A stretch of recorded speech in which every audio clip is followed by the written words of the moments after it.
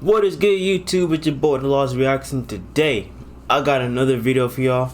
Today we got 15 facts about the NBA that may just blow your mind, right? So this is a video by Jimmy High Roller. Before we start the video, if you haven't done so already, make sure you comment, like, and subscribe. Hit that post notification bell every time I drop a new video. Follow my Twitter, Instagram, and my TikTok links. All of them will be down below, and I'm gonna have this video down below as well, man. If you wanna go check it out for yourself, man. But without further ado, let's get right to this video, man. It should be interesting, man. Let's learn about some facts we didn't know about.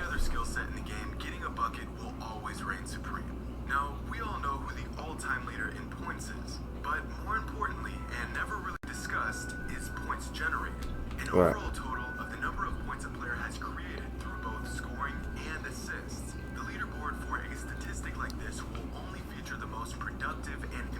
Players to ever play the game.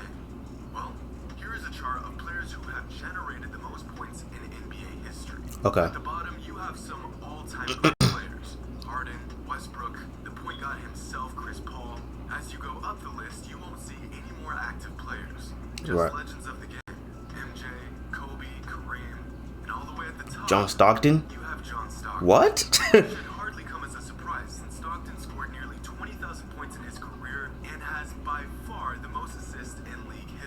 That's true. Okay, this is We're missing just one player. Who? LeBron?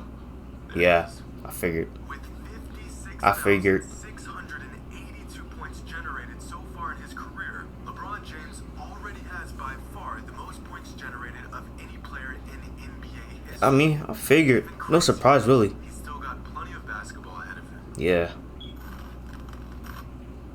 Today, I've got some NBA facts that may just blow your mind. All right, man. Let's hear it. Let's hear it. Maybe 4 or 5. I don't really know. I've done a lot of these videos and I'm losing track at this point. But with that subpar intro out of the way, let's get into this. This past week, the Oklahoma City Thunder had a starting five with an average age of just 20 years and 219 days old. Dang. The very next day, the Oklahoma Sooners, a college team in the same state as the Thunder, had a starting five of 21 years and 313 days old. That's tough. It's impossible, but it's true, and it's blowing my mind. On a similar Yeah, that's. I mean, that's kind of. I mean, cause okay, let's think about this. The Sooners, right? The college team. I mean, they probably mostly have seniors on their team, while the Thunder probably mostly got probably should be like freshmen or sophomores on their team, or probably juniors on the team. So I guess it makes sense in a way. Last season, on February 6, 2020, the Rockets played the Lakers in LA and had a starting five with an average height of 6 feet 4.5 inches. On that same exact night, at the same exact time, in the same city, the high school basketball team Modern Day had a starting five with an average height of 6 foot 7 inches, 2.5 inches taller than the average height of the Rocket starters. It's crazy. What's even more strange is that the average height for a player on Modern Day's entire roster was still taller than the average player on the Houston Rockets' entire roster. And once again, Dang. my mind is about to explode trying to process this information. Russell Westbrook, Dang, that high school team go crazy. It's a rarity, but has now become a common occurrence. In fact, just this week, Russell Westbrook broke the all-time Washington Wizards franchise record for triple-doubles. That's tough. In only one season. Possibly the quickest a player has ever broken a franchise record. In these 38 games, Westbrook racked up 16 triple-doubles. That's tough. Than all of these players had in their entire career. Has your mind been blown yet? Yeah. Let's move on.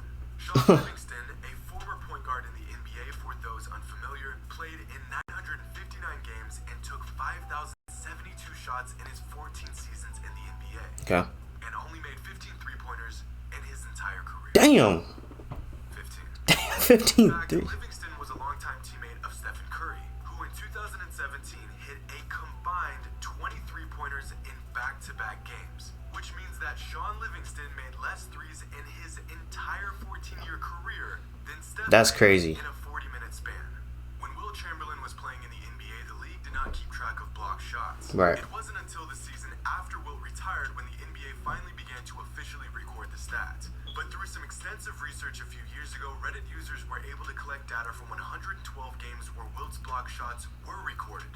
Now, these games only represent about 9% of his career, but with this sample size of games, it was discovered that Wilt averaged about 8.8 blocks per game. Damn. For his entire career. Oh, he went crazy. Since Wilt Chamberlain played 12 Oh, he went crazy. throughout his career, we can make a rough estimate of just how many shots Wilt blocked. A total so staggering that no player since Wilt has even come remotely close. In fact, with a rough estimate of 10,600 career block shots, Damn. Wilt has nearly 3 times as many block shots Damn. as the next highest player, Hakeem. And your list of unbelievable Wilt Chamberlain records just got longer.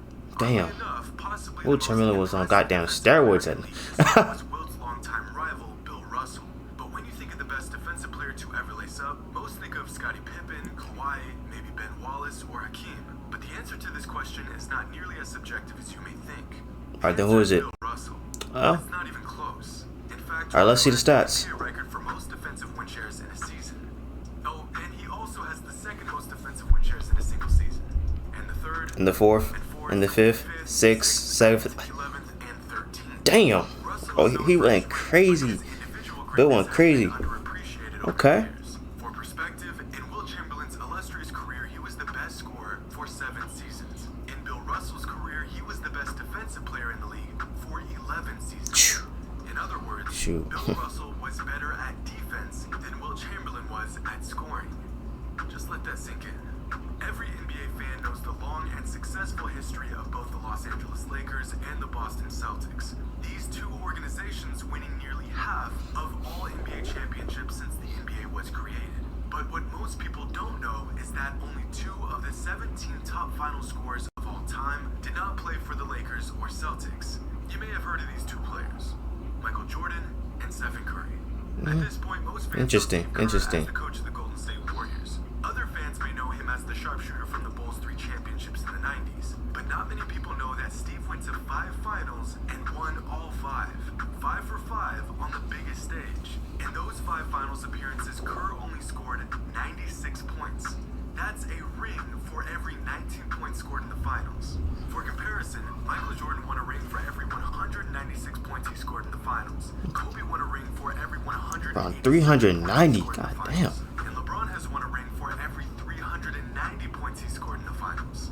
Steve Kerr, GOAT status confirmed. Lately, the NBA has seen some all-time great games, and oftentimes these games occur on the same night, making for all-time historical days of NBA action. But quite possibly the most incredible regular season night in NBA history occurred on December 8th, 1961, when a 27-year-old Elgin Baylor put up an almost incomprehensible stat line against the Philadelphia Warriors. 63 points, 31 rebounds, and 7 assists. To this day, one of the greatest performances in NBA history. And the Lakers needed every ounce of production they got out of Baylor that night to narrowly edge out the Warriors. Because Wilt Chamberlain dropped 78 and 42 Damn. exact night. 78 points and 43 rebounds. In a single game, these 2 legends combined for 141 points Damn. and 74 rebounds. And if there's anything I'm absolutely certain of, it's that there will never be another NBA game. It was basically one-on-one that night. Now, Shit. some NBA It was basically one-on-one that night. So shares, yeah, which that's is tough. a number that represents how many MVP votes a player received over his career in relation to winning the award each season. For example, if a player didn't receive any MVP votes in a season, he would get 0 MVP shares that season. Right. If a player wins the award and receives 80% of the first place votes, he would get 0.8 MVP shares. Now, this stat is interesting because, as I just laid out, you don't even need a full MVP share to actually win the MVP. For example, Derrick Rose has 0.98 MVP shares, but has an MVP award in his trophy case. Right. Okay. On the other end of the spectrum, you have guys who have piled up multiple top 5 MVP finishes, but have never won the award. Like Chris Paul, who has 1.6 Wow. MVP shares, but Wow. has no show for it. Dang. Shaq and Kobe both have more than 4 MVP shares for their entire career, but have just 1 regular season MVP. That's wild. But what's really interesting is that Kareem Abdul-Jabbar has the most regular season MVPs in league history with 6, despite having far less MVPs. Yeah, and LeBron both and Michael. LeBron and Michael That's Jordan. tough. That's wild. Every That is time wild. won the award, he did. Whereas That's players wild. like Michael, Kobe, LeBron, and Shaq possibly got robbed of at least 1 regular season That's true. On another note, here's a graph of the top active NBA players when it comes to MVP shares. And here's LeBron. No, wait, sorry. Yeah, that's right. That's about right. Scored 40 points or more in the finals 10 times, which doesn't sound like a lot at first, until you realize that's more 40-point finals performances than Kobe Bryant, Kevin Durant, Stephen Curry, Larry Bird, and Michael. Michael Wow. combined. Jerry was going. Yo, that boy went crazy in the finals. Most 30-point games in finals history. Oh, and he also has the most 20-point games in finals history as well. Luka Doncic is already 11th all-time in triple-doubles in NBA history, despite playing just a little over 2 seasons worth of games in his career. Damn. In fact, throughout his career so far, Luka tallies up a triple-double 1 in every 5 games. A triple-double rate far exceeding any other Yo, player. Luka, bro. He was up with you, bro. Okay. Williamson was the most hyped prospect since LeBron James. However, that hype has quickly died down in just his second season in Yeah. the NBA, despite Zion's incredible. I mean, yeah, he's still playing good, but yeah, the hype did go down a little bit. I ain't gonna lie. The quickest It to did. reach 1,200 career Don't mean it's a points bad is thing. LeBron. It isn't Kevin Durant or Damian Lillard or Luka Doncic. It's Zion Williamson. So far, Zion has been everything we expected. Yeah. And yet somehow he went from overrated to underrated in just 2 seasons. Yeah. Oh, and if anyone was Still a good player, man. reached 1,200 points faster than anyone else in NBA history. Surprise, it's Will Chamberlain. By a lot. 33. Jesus. God damn. Ooh, 33. Who is the slowest? Well, from October of 1983 to February of 1991, Who? over the course of 7.5 years, a player by the name of Greg Kites Who? eventually reached a career point total of 1,205. This took him 473 games to accomplish. 2.5 games. No, no matter. That was too old. Shit, the video's over. So I was like, I messed up. That was 2.5 points per game, right? Yeah, 2.5 points per game for 8 years, man. That's sad, man. I have no idea who this player's been. Hey, man, but yeah, at least he made it somewhere. You know what I mean? At least he got some money from playing basketball, man. That's all, man. But yeah, that was very interesting. Very interesting facts. The one that shocked me was, I don't say the one that all of these shocked me. All of these facts shocked me. I'm not gonna lie. But yeah, man, that was a very interesting video, man. But yeah, that's gonna wrap up this video. Let me know what y'all think down below in the comments. You know what I'm saying? You know what I mean? Just say what you think about the video. You know what I'm saying? Like, tell me what you guys think. You know, what facts blew y'all mind. So yeah, man. Without further ado, I'm out.